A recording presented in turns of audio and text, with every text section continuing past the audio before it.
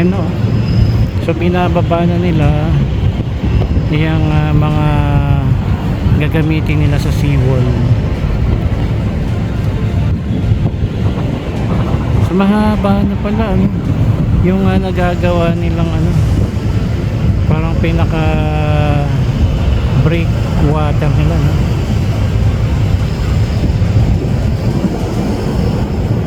Ayan o. Ayan, I hope nakikita nyo ha. Ayan o, lawak na. Ayan, good afternoon guys. Nandito tayo sa likuran ng ano, Mall of Asia. Mag-update po tayo dito sa ano, sa reclamation project. Ang lawak na po guys oh. At nakikita na po ako na rito yung ano, mga may ginagawa na sila rito sa pinakagilid nitong ano, nitong mga tambak na buhangin ano, parang mga seawall na itong ano, kanilang kinakabit. Ito, tara na natin, i-focus natin.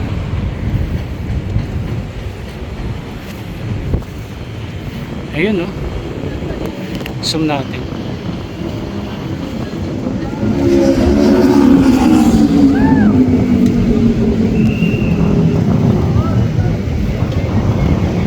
Ayan oh, naglalagay na sila ng mga ano, parang mga semento dyan sa ano, parang seawall dyan sa reclamation. Haba nito. Ani sa side ko lang dito sa kanan, ang lawak na. Ayan oh. Pag natapos to, mas malawak pa dito sa ano, sa dito sa Mall of Asia Complex. Kasi itong ano, Pasay Reclamation ay nasa 360 hectares ito eh. Ano, lawak. Yung kitang-kita yun natin yung ano, yung barko doon, cruise ship yata yan. Sa may ano, lapit doon sa ano, sa Rizal Park. Ayaw po ang pang-ikot. Saan? Kaya bang aluminum doon sa taas? Okay, grabe, lawak nito. Ay, move ko lang rito. Tapos yun, nakikita pa natin yung mga parang bagong tambak na yun na buhangin. Pero parang may halong ano yun na yun. Parang may mga bato na rin.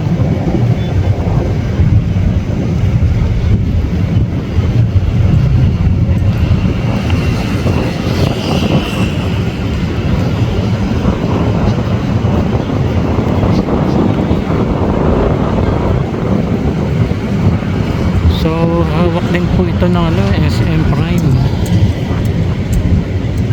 Pag kumbaga parang kaduktong na ito ng ano, MOA. Ito po yung barge dyan Tapos ayun yung operation nila. May malaking crane dyan. Nakuha sila ng mga parang yung tinatambak nila dyan sa ano, sa gilid, parang pinaka seawall.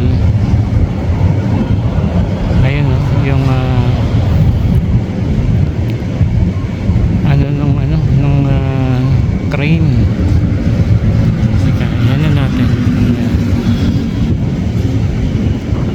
Nakikita rin po natin yung mga tao doon, yung mga workers. Haba na yun yung nagawa nilang mga ano, seawall.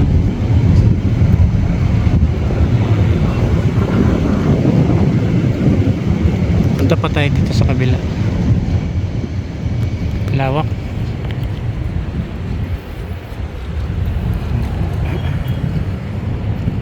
Meron pa ritong ano, parang dredger.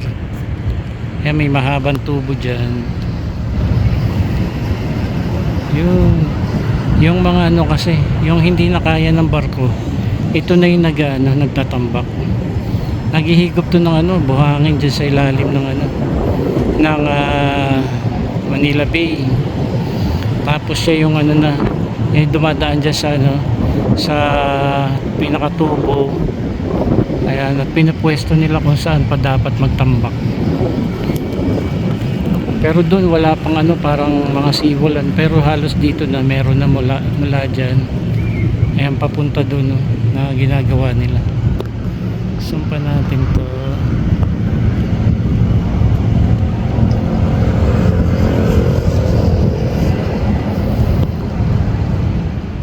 At saka ano, buti hindi nila sinagad sa seawall, ano. Ayan, sabi nga daw magkakaroon ng tulay dyan eh, para makatawid dyan sa ano, sa reclamation.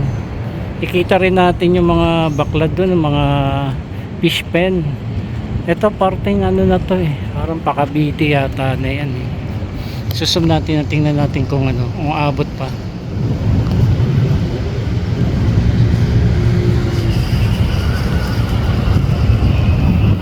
Ayan, so isa rin sa mga naapektuhan dyan yung mga ano, mga mangingisda, mga naapektuhan dito sa project na ito ng reclamation. Nabulabog din daw yung kanilang mga ano eh, mga huli, mga isda, lumalayo na rin, hindi na katulad nung dati na marami silang nahuhuli. Ngayon ay kakaunti na lang. Ayun, ang daming fish pen dyan, oh.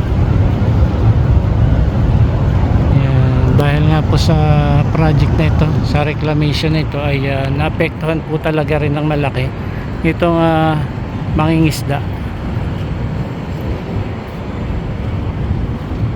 Ang lawak nito. So kung 360 hectares ito, ano to, parang triple nitong ano, MOA complex. Mas malaki pa rito sa Mall of Asia complex. Ang lawak nito yun. So ayan, nakita po natin yung mga bulldozer, mga backhoe na nag-ooperate ngayon dyan.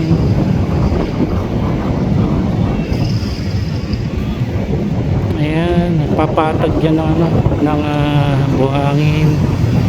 At napakarami pang mga makina, mga dredger, mga barko na narito ngayon. Tapos ito dito sa part na ito halos hindi na natin makita yung dulo. Ayun, oh, ito nga pala yung ano, binubuhat nila, yung hinakot nila dyan sa, ano, sa lupa. Ayan, yung ano ng crane, buhat-buhat ng crane. Ayan, binababa na nila yung ano, yung pinaka semento na gagawing seawall. Parang pinaka breakwater to eh, ng ano, itong dagat, para pagka umalon, yan yung magsisilbing magbi-break ng water para hindi ganun kalakas yung impact. Ayan, unti-unti nang binababa yung mga panlagay dyan sa seawall. Sumpa natin kung kaya pa.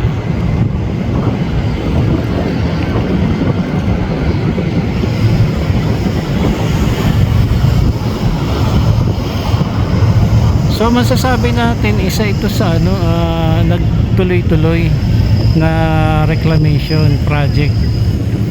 Kasabayan nito yung ano, yung sa may Manila Reclamation, yung may project din dyan dati.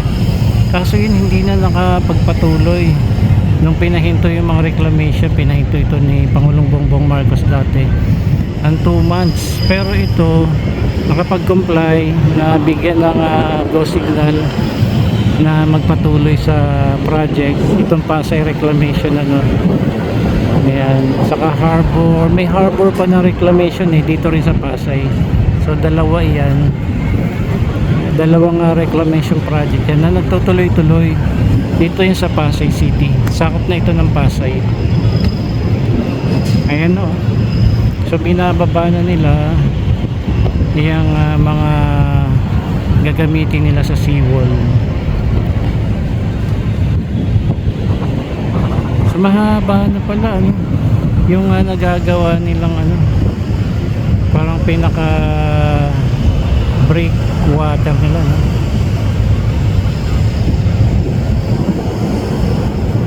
Ayan, no? Ayan, I hope nakikita nyo, ha. Ayan, no? Lawak lang.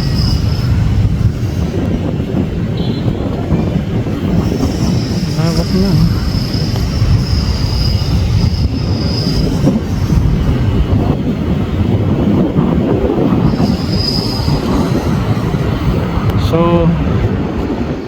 hindi maglalaon, makakakita na tayo dito ng mga building na itatayo. So meron din silang pansamantalang ginawang tulay dyan. Ayan, i-zoom natin. Yan, yung tulay na nagamit nila para para makatawid sila sa kabilang phase.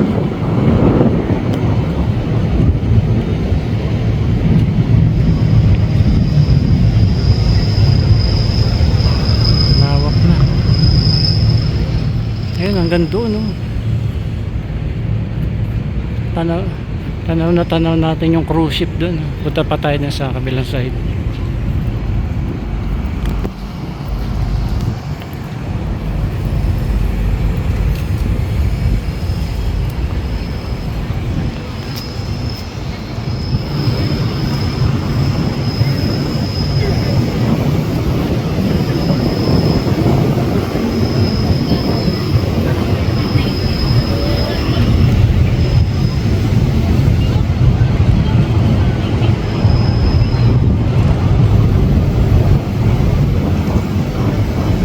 Ang lawak na nito. Dati nakapagpalipad tayo dito ng drone nung hindi pa ganito kalawak. Ngayon hindi na maaabot to ng drone, malawak na.